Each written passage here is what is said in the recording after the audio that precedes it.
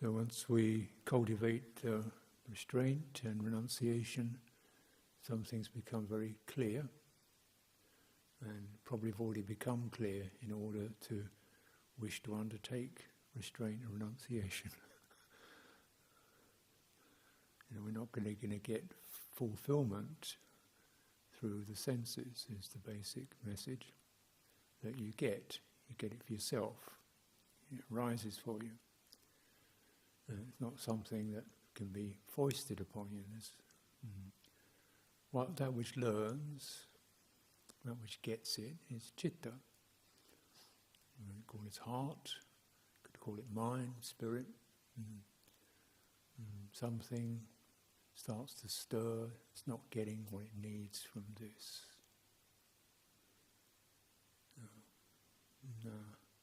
That process, kind of dawning.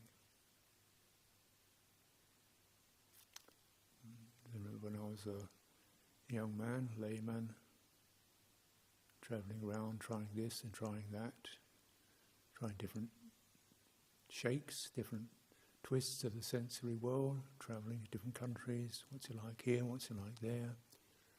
Some very beautiful, interesting countries, India, Turkey, Afghanistan, places when I was a little child, which is dreamland, fantasy world. Wow, it must be amazing there. You go there, yes, it is amazing. It is amazing when you go somewhere new. And yet this little thing would come up into my head. No. Okay, go somewhere else. Look around here. Go there, yes, it's amazing, fantastic, beach, sea, sunshine. No worries, something's going, no, this isn't it. Okay, go here, do that.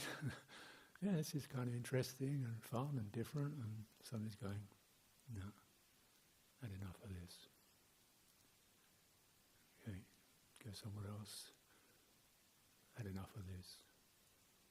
And that had enough of this would happen quicker and quicker, till within a day of arriving somewhere, I already had enough of it.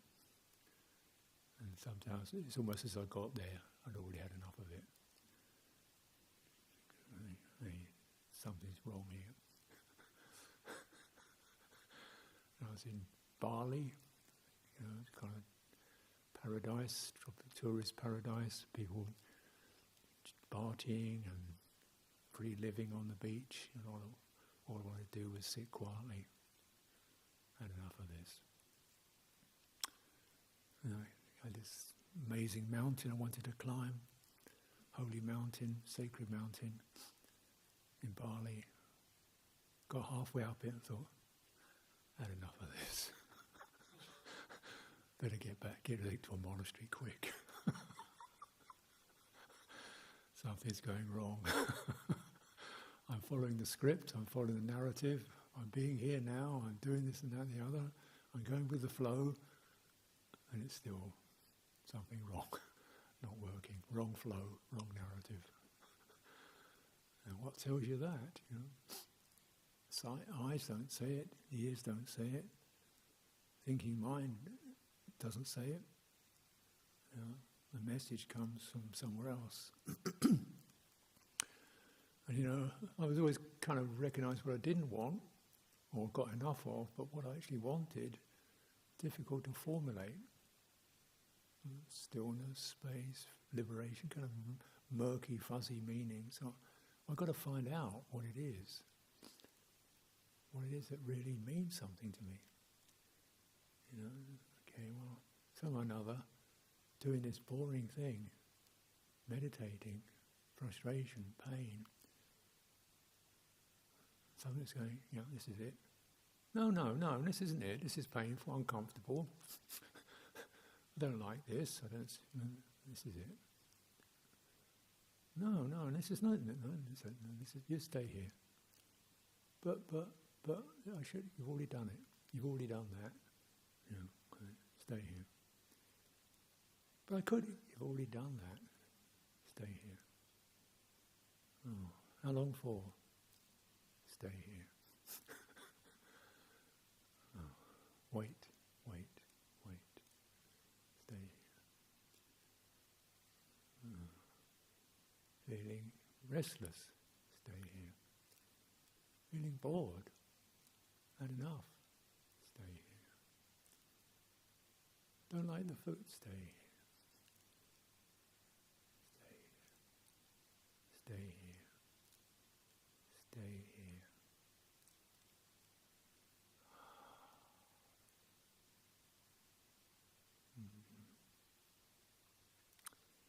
Monastery. I don't see why we should have to stay here. Why do we have to just stay here?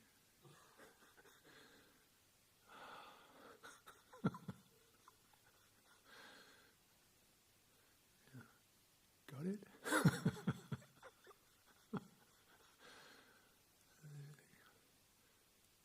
Why does he keep saying that?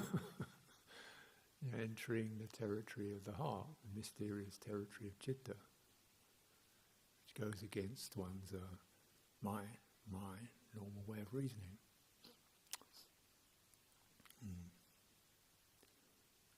Well, it's important to, touch into that quality for yourself.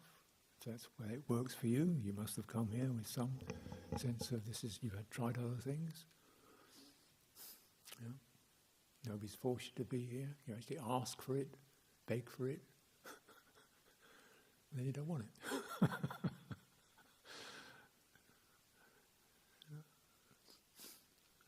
So it's like, what is it, really? We recognise there's quite a disconnection between the world of sense consciousness and the heart. And normally thinking mind is one of the aspects of sense consciousness, mano-vijnana. Mano-vijnana, thinking mind, or the mind that discerns data to do with sights, sounds, touches, so forth, and its own symbols and concepts, its own ideas and plans. That's that. It works around that.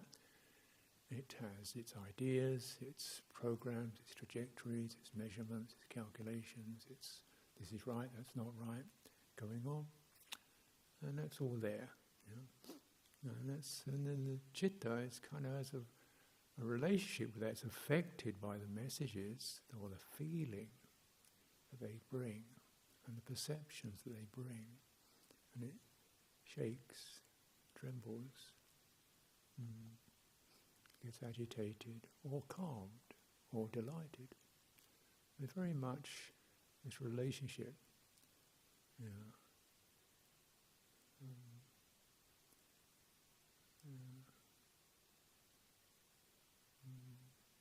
We begin to recognize actually the most, when you lead with the heart, say this is the one that has to be listened to, understood, purified, steadied, stabilized.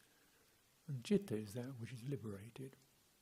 Purify the citta, liberate the citta, and with consciousness you bring it to cessation, you bring it to stopping.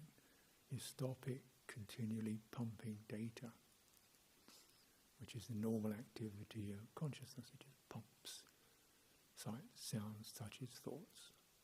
And all of those drop onto the citta like pebbles on a pond. It shakes.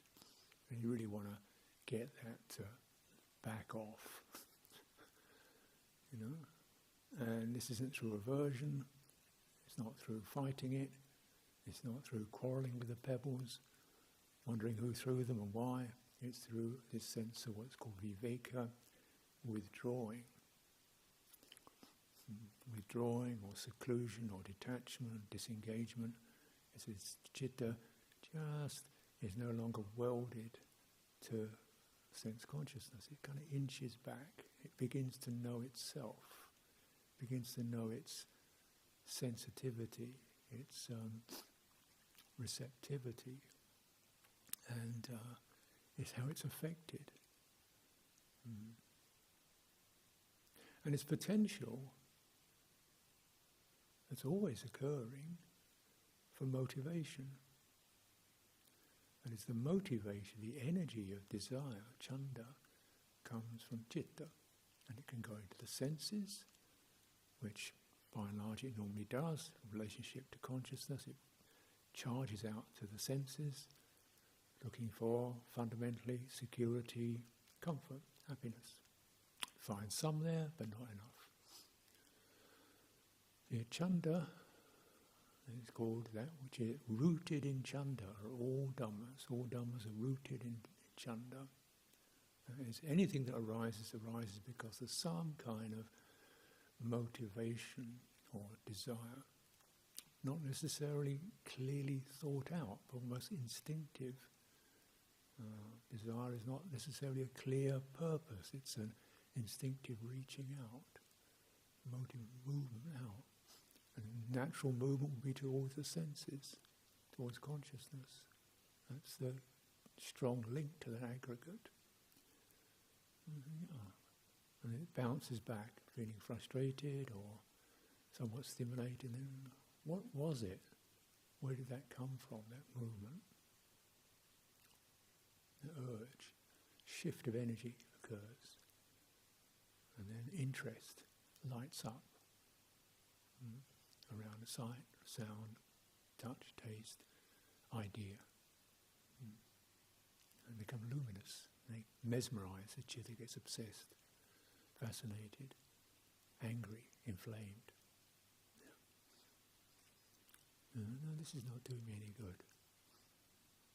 And withdraw. Citta still seeks security and comfort.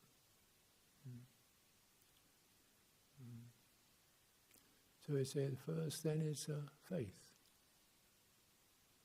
Motivate towards an object, a theme, where faith can arise. What is faith? This I can rely upon. This will definitely for my welfare. This is not something that's seducing me, asking for, demand something or other. Just that which encourages this is going to provide and ask you to open, to really see things clearly. It will give you wisdom. It will give you understanding. We call this Buddha. But, most of us can't necessarily begin with that as an idea. Awakening. Oh yeah, that's an interesting idea. What does it mean? It means something where it's half closed opens up. Something that's foggy and dreamy becomes clear and still. Citta. Oh yeah. And that. All conditions of motive are rooted in this chanda. They come into being through attention. And it's what you give attention to begins to shape your citta. Normally we'll give attention to sights, sounds and ideas. And we give attention to ethics. Oh yeah, that's a really big part of life. Didn't notice that in sight, sound, touch, travelling, buying this, drinking that, eating. Ethics. Oh yeah, because when I ask my citta, yes, I want to live decent, I want to live with dignity, I want to live with respect, I want to have no regret. I like to not feel ashamed of myself. Citta gets that. And so your first arising is something like that. One begins to form around living ethically, responsibly. And this is the beginning of what's called right view. And it's said one should make an effort to establish right view. You've got to almost unhook from sense pleasure or even sense pain, ideas, projects, which are luminous, fascinating, sometimes inflamed. And there are causes, there are consequences to what I give my attention to. I get this, I get obsessed. Going to this, I get fascinated. Going to this, I get drugged. Going to this, I get seduced. Going to this, I just get twisted up and upset and angry. Okay. Give attention to kindness, goodwill. Give attention to bringing forth skillful states. What skillful states are available? Kindness is available. Non-harming is available. Non-lying is available. Non-gossiping is available. That's available.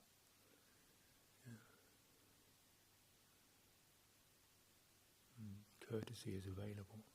Non-abuse is available. They're not great, wow, stellar, luminous, flashing light stuff. But these may not be what I want, but this is definitely a good, reliable thing. Someone has faith in that. And you see the consequences. If I really give attention to that, something starts to firm up, become resolute, reliable, through the ups and downs of emotion, through sights and sounds, through people and incidents, through disputes and disagreements, through things going bad, through sickness, through people not liking me, through being treated rather badly.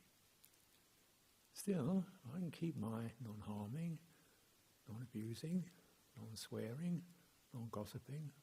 I can keep that. Whatever others do or don't do, I can keep that. You get firm. And you realise if I don't do that, I know what's going to happen. I'm going to spin out into, they should, and the world is this and that, and they don't know. And really this is very important. You see in a world which is obviously, seen pretty clearly that by and large, cruel, bigoted, ignorant people gain power. They like it, they go for it. So you can feel pretty fed up with that. And more. Okay. And you withdraw. Say, but I can do this. I can do this. I think I can live with people who may not absolutely get it right all the time, but at least they're having a good crack at trying to develop those themselves. Then we set a sense of companionship. That I can do, that I can manifest, that I can work with all the different opinions, slight different tastes, awkward speech habits. I can still work on companionship and have faith in that. And also recognize, this is not just an act of faith, it also means now I'm going to be able to really not have blind faith, have faith in intention and aspiration, to be able to manage imperfection and flaws. That's really important. Living in a world of arahants is not going to necessarily make me that wise and deeply resolute. Having some things, rocking my boat, it means I've got to put forth. I just can't lean on other people. Ask for a cuddle from everybody else. I've got to develop that strength. So your faith, then your citta then firms up, and you notice what firms up. You're getting in touch with it. So this is definitely, I would call this a heart experience. Could call it mind, spirit, but it's not just a thought. Certainly, it's not a void of thought, but you can think things and, how does that feel? How does that land on my citta when I think that? And as we get that sense of withdrawal, it doesn't mean we're completely closing down sense consciousness or thought, but we're actually discriminating. That thought goes nowhere useful. That thought is just obsessive babble. That thought is wise reflection. That thought is, often it's the thoughts that are just the simple one-word thought. Oh, you don't need a lot of babble. You get it. Oh, relax. You know, rather than, well, I need, no, they shouldn't be, no, I should have to, this really says in the Sutta, immediately they didn't do this, and after all, I don't see the point as this Western society, 21st century, after all, we're becoming a reasonable person, so no, the word is relax. Oh yeah, that's what it means. You know? So it's often the head thinks a lot, the heart thinks very simply, because it gets right to the point. Come back. You've gone out too far.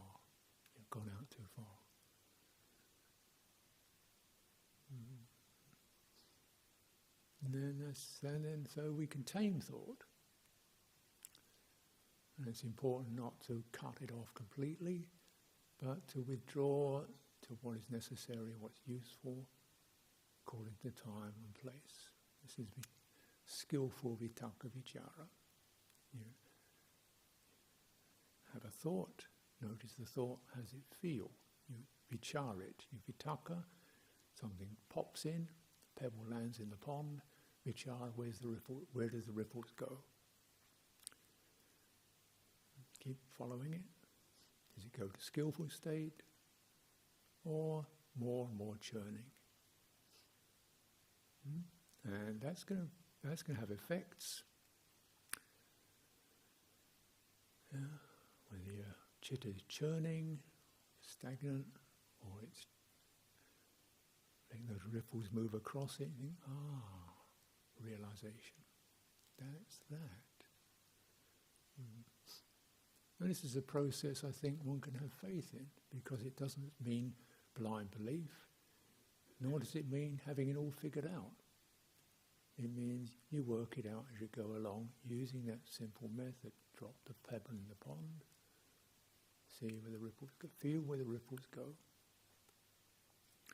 and you begin to firm up your attention.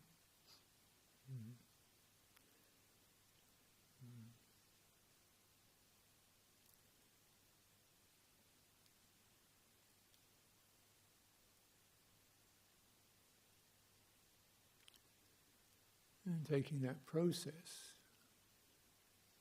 now the citta is very much bonded or strongly connected to consciousness. You could say it's the heart of consciousness, or the inner quality of consciousness.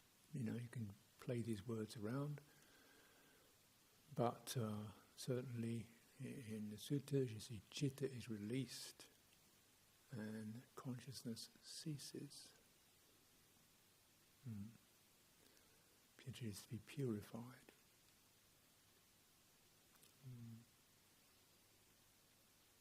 And yet, of course, we're still taking in what consciousness brings, particularly mental consciousness. And the other one is body consciousness. Because of one salient feature, both of these give rise to feeling. Mental consciousness does ops through perception. That is, we get a meaning or an impression. That's dangerous. That's attractive. And then the feeling arises. So, mental consciousness, perception and feeling come together. That's called contact. Something, see something, looks pleasing, the impression, attractive, pleasing, pleasant feeling arises. Disgusting odour, unpleasant feeling arises. And you work with that. That which is attractive, you can look at it as unattractive. challenge the perception. Look at the body, which, we can find it when we're hardwired to find bodies attractive in certain aspects. We like nice smooth skin or beards or whatever, shapes.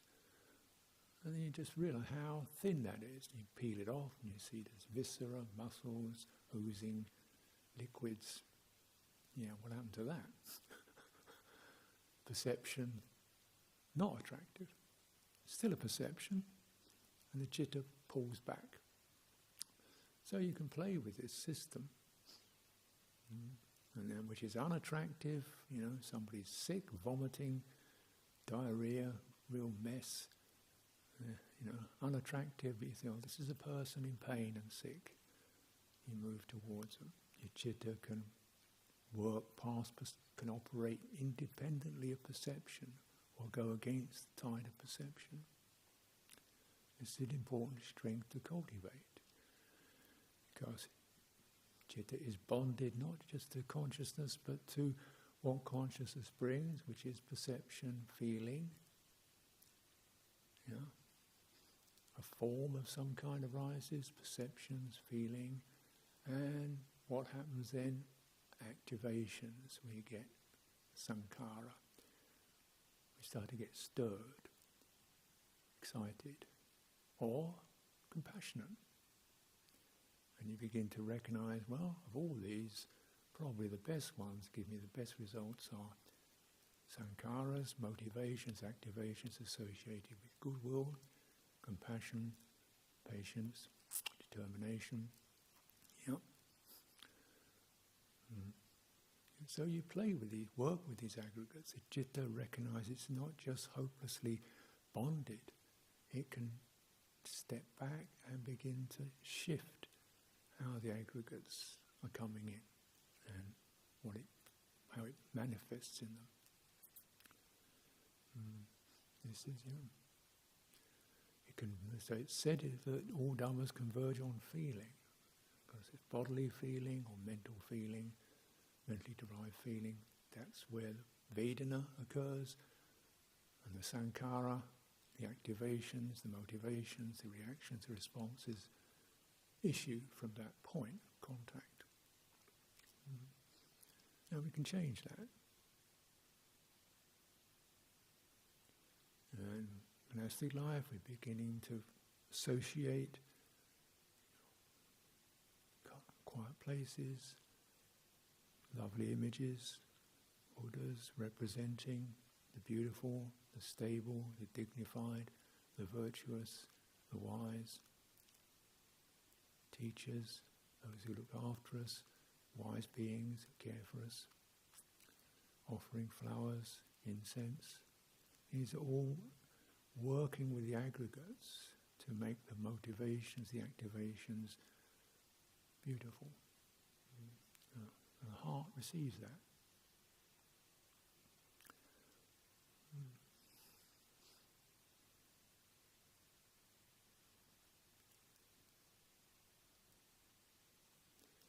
But with this process you recognize there's another thing about citta is it just doesn't snap to attention. It doesn't obey orders. You've got to keep training it.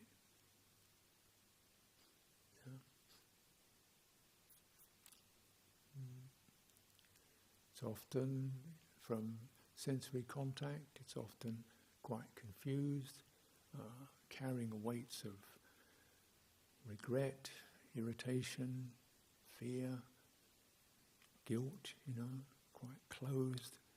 It just doesn't burst out into ebullient joy. But it can say, okay, I can be with this. I can open to this. Take your time. Another beautiful thing, I think, to me about in Buddha Dhamma is you measure your own rate. Move in as you can, commit as you can. Take the 5 precepts, you can do that. Feel comfortable with that, feel sure in that. You take the 8 precepts, feel comfortable in that, feel sure in that. Renounce as you can. And as you get this sense of this is not some kind of obligatory thing. I'm moving at my own rate. You get a sense of gratitude, respect. You know, this is a great gift, an invitation. Welcome in at your own rate. Certainly, devotion to me is very far reach from where I was at. I quite liked the idea, but I could never really manage it from a full-hearted position. So I just kind of have to wait, just bear with. And I don't, it's okay. I can't get there, but other people can. That's good. And then gradually the sense of considering, respect, definitely there, gratitude, definitely there. Yeah, and lingering on those meanings, taking those in. Something you can rely on, something benevolent, stable, having persisted for thousands of years, by people who've made a big effort and are offering it to me, helping to drag myself out of the ditch. Yeah, I think I feel pretty grateful. And asking the heart how you want to express that. How you want to express that. I want to make an offering. I want to make an offering. I want to express it. Gradually this kind of devotional quality begins to warm up and become a mainstay, and not just in terms of pujas, but basically a main theme of behind, personally, everything I do.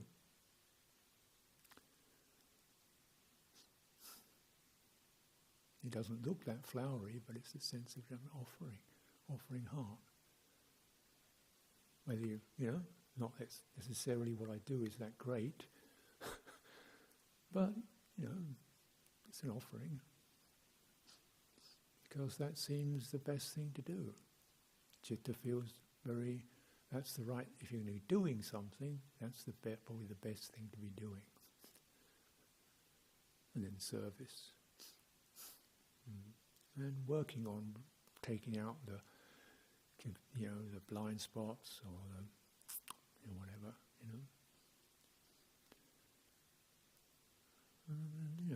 So then you withdraw from the actions and dwell in the results, dwell in the heart. Withdraw from the actions,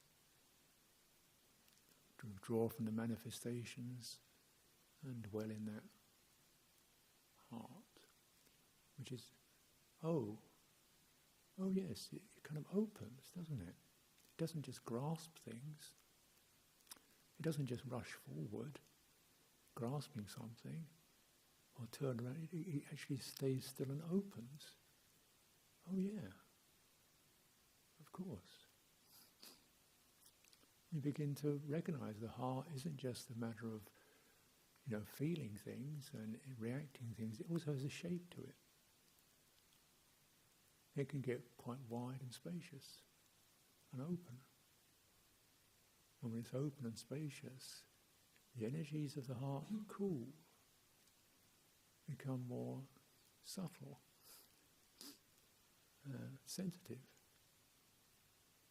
And you recognize this is where wisdom occurs.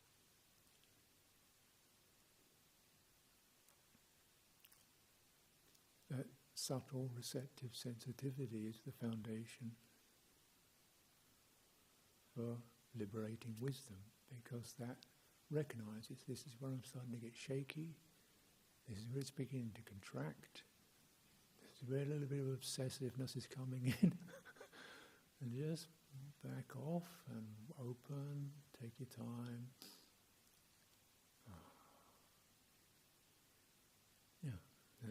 I can know that, I can trust it, and I forget it. And notice when I forget it, start to get heavy, start to get intense. driven, pushed, contracted. Yeah. And then my thinking mind can find reasons why this and that, and that can be very deceiving, very convincing. Wait a minute, what's happening? Where's the shape? Where's my chitta's gone out of shape, completely bent? Come back to right view. This is an unskillful state.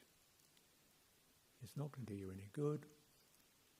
It doesn't go anywhere useful. Where is the release from that?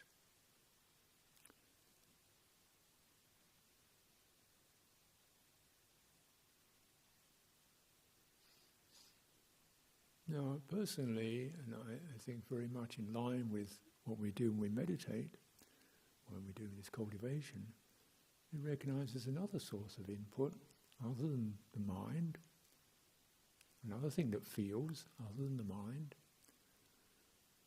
Remember, the sights don't feel anything, it's just what the mind makes of them, gives the feeling. There's no feeling associated with hearing apart from what the mind makes of it. Sound is just sound. But something else feels, which is body. Bodily feeling, independent of mental feeling. And you think, well, that's not a good option, because body feelings are pretty uncomfortable. Yeah, you can train it so it gets more comfortable physically. But even better than that, more useful, is the inner body, because that also is very resonant with the feeling tones of the citta. When the citta is affected by feeling, it causes ripples to occur in this inner body. You recognise this is probably quite the way of nature. The way of nature, that is, when we feel something in the heart, the body stirs. Internally. Feel shocked, there's a jump. Feel frightened, there's a jump. If you feel depressed, there's a sink. You feel angry, there's a stirring and a heating. But when you cultivate, you make much of mind, you make much of body. When we breathe in and out, long, deep, steady, body, that bodily quality calms the mind. When we perform acts of goodwill and loving kindness and linger upon it, we feel a brightness in the body. With something opening your chest, I'd imagine. For me, very much there. When I feel firm and resolute, I really feel the body firms up. Not in a rigid way, but it's in tune. There's a determination. So this acts like a drone string. Citta strikes the tone, the body resonates with it. And we begin to recognise this acts as another way of really knowing what's going on, being able to get a reference to it, other than the thinking mind. My thinking mind is going blah, blah, blah, blah, blah. My body's going, stressed, tense, negative, bristling, prickly. Okay. What do you need? Space, release, breathing, patience, openness. Okay. So you can work with these. This is helpful, I think, when you just can't get any more ideas going about what your meditation or practice or monasticism. You can't get any great ideas going. You kind of done it, been there, whatever, heard it, so forth. But still, you can get feeling bored or flat. How's that feel in the body? You realise you probably lost touch with it. So then, body's gone kind of stagnant, So you bring your spine in, drop your shoulders, open your chest, take some breath. Move around and let the dreary states dissipate, let the fog lift.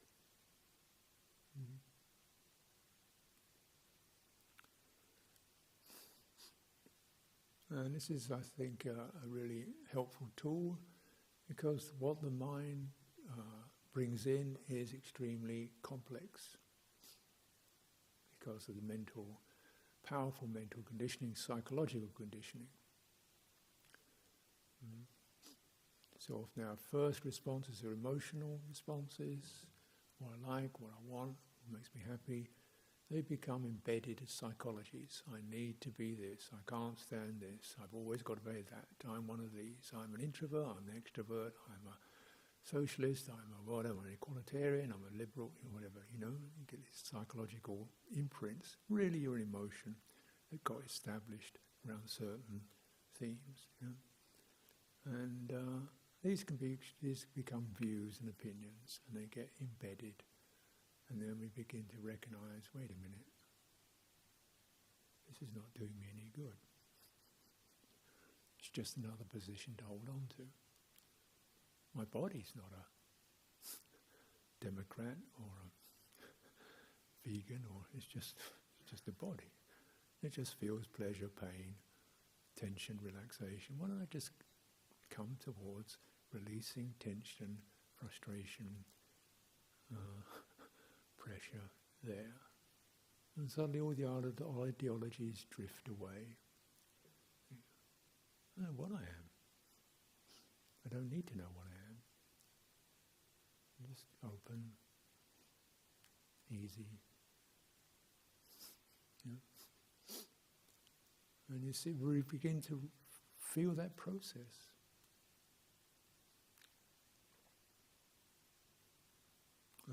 And this can be quite an exasperating experience, because it can take a while. I remember I had a sense of doubt which went on for most of a rains retreat, my third rains retreat. Doubt about whether I wanted to be a monk, whether to keep staying here, training, whatever. This big doubt came up. What's the right thing to do? Should I be here? Should I be in Thailand? Should I try this or that? So the thinking mind would go one way, that's it, yeah. And then at a certain point it would go, but on the other hand, and then rush over, and that's it. But on the other hand, this, and then, oh, stop thinking, right? But maybe, if I went to this, I could do, and then I could do this, and do that. I wouldn't have to do this, I could be that. That's it. But, on the other hand, that could be that, and this could be better, yeah, that, maybe that, and backwards and forwards, and oh, stop thinking. Right. Try it. Yeah, it's better, yeah. Yeah, I could stay with this is really great. Except this. I don't really like that. Maybe it could be this. One of those would be better. I might be missing out on this. After all, they say that's really good. The new way, that's a better way, yeah. Don't need to do this, yeah, that's it. But on the other hand, so this is going on. And then one day I was just walking along. I was kind of walking on a path. It was quite a pleasant morning, trees around me, just enjoying the trees, and suddenly this thing started creeping up, this doubt started creeping up. I could feel it coming. I thought, uh-oh, it's about to happen. The big doubt is coming it's going to take over again. Here we go. And I could sense this doubt as like an entity, like a Mara, except it was a big dog. And it was running along behind me. It was getting closer and closer. I could feel this doubt, like the breath of the doubt on my neck. It's just about to grab me by the throat. And I thought, instead of running, I turned around and faced it in the eyes. what are you? And it went, oh. And it sort of disappeared. And the mind went, opened.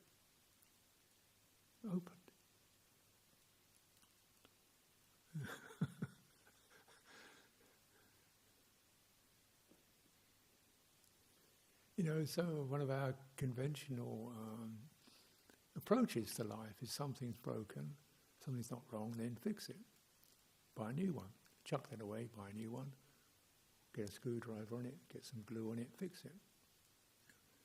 That's the way of the senses, isn't it? Where the citta is broken, don't fix it. It's going to just turn around and face it. Open to it. It's this now. And that perspective, that disengagement, not denying, not adding tones to it, withdraws the energy that feeds the phenomena. And they dissolve. Because they need a citta's interest. They need its fear. They need its frenzy. They need its desperation. They need its fascination to keep going. You withdraw those. And they blow out. Cessation.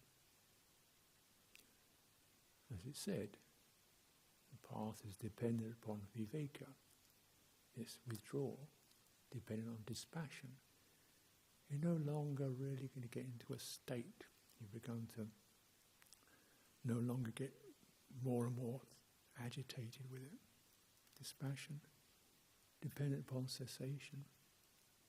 You really notice by withdrawing passion, frenzy, shame, self-view, I shouldn't be.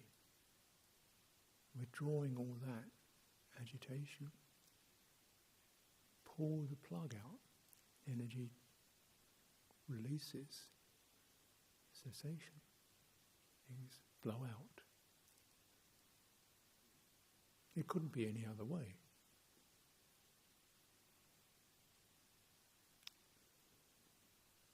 Because what we begin to add up as we get experiences, this Dhamma is not about gaining anything, becoming something, even progressing in an ordinary sense. It's about the abandoning of the aggregates as an ability to withdraw from that without aversion, just because, not through aversion, just because they cannot add up, they cannot fulfill. The citta has had enough of all that.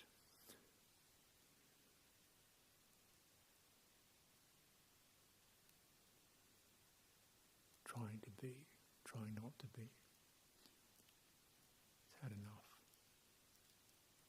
Stay. What you know is sometimes it hasn't had enough yet. Stay. Not had enough of that yet. Still got some struggle left. Stay. Still got some blaming left to do. Stay. Eventually, you see. Once you've seen one thing, once you've begun to get that experience of the opening, it's a matter of resolutely lining up that which arises in line with one's insight. And this too is felt. Release is felt as the unloading of a burden.